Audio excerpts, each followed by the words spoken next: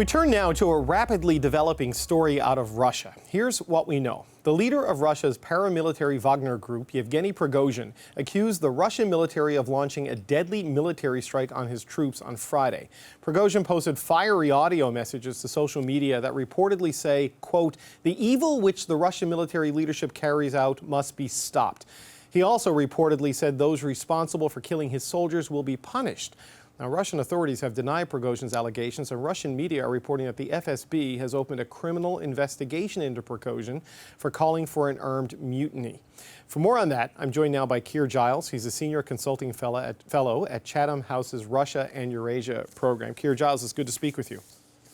Hello, good evening. A lot is unclear, but this does seem to be a very public break happening here between Prigozhin and the Russian establishment. How do you interpret the news coming out of Russia?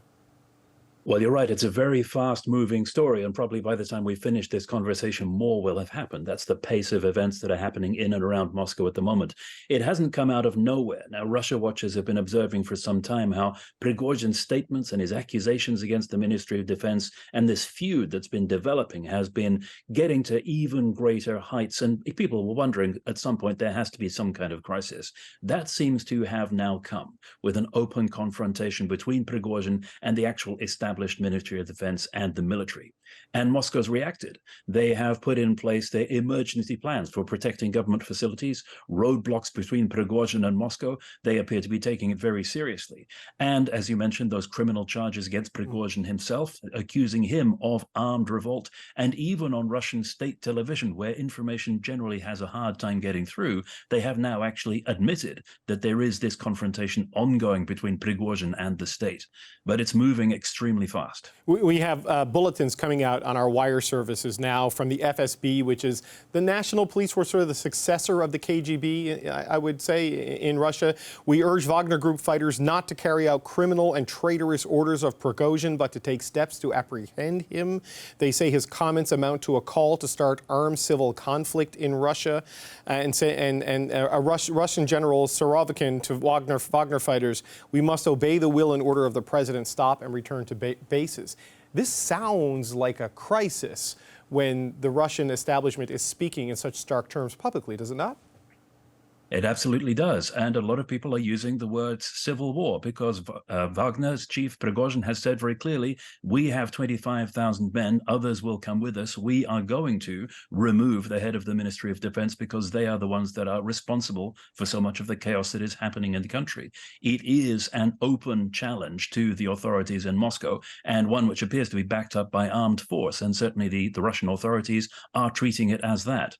So as Russia is now potentially fighting itself or fighting each other, they're also still fighting Ukraine. So how important is the Wagner Group to the Russian military efforts inside that country? Well, that's a mixed picture. Now, of course, Wagner was on the front lines, taking part in this long siege of the town of Bakhmut for a long time, spending vast quantities of human capital that they'd liberated from Russia's prisons in order to throw them into the front line for apparently very few military gains. And that was interpreted as part of the positioning, part of the power play that was going on between rival factions in the Kremlin, probably to try to avoid the blame for the war going so badly wrong.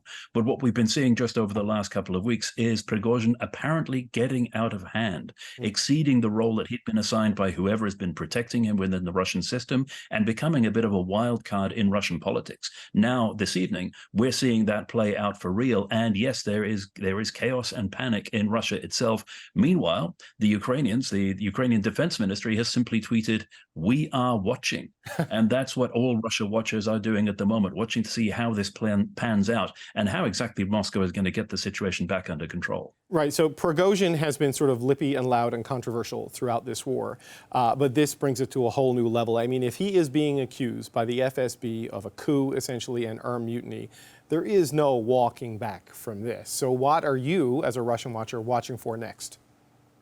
Well, certainly, yes. He's laid out his cards, and it's now answered the question that we had been asking for so long. How is he allowed to get away with this? Who is actually protecting him? And now the crisis point has come. A lot will depend on whether Wagner Group, as an organization, is in fact going to move in the way that Prigozhin is describing and take action. Now, in other cities around Russia, it does seem that the Wagner headquarters in St. Petersburg and outside Moscow is in fact being surrounded, and there are rumors of armed confrontations between security forces loyal to Moscow and those armed groups belonging to Wagner. Very little of that is actually confirmed, and it is a very murky picture as to exactly what's going on in different parts of the country.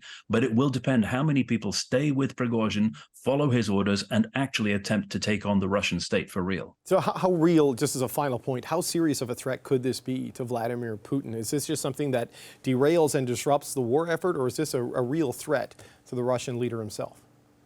Prigozhin's always been a challenge to the established power structure within Russia because it destabilizes it. He's an outside force that disrupts all of those relationships that keep Russia stable. And of course, the real challenge there is how many people might actually heed his call to arms and say, yes, this war has been prosecuted badly. It's been done wrong. We need to sort out the chaos in the country. It is time for a change. If he does discover that large portions of, for example, the armed forces join with him, then Moscow has a real challenge on its hands.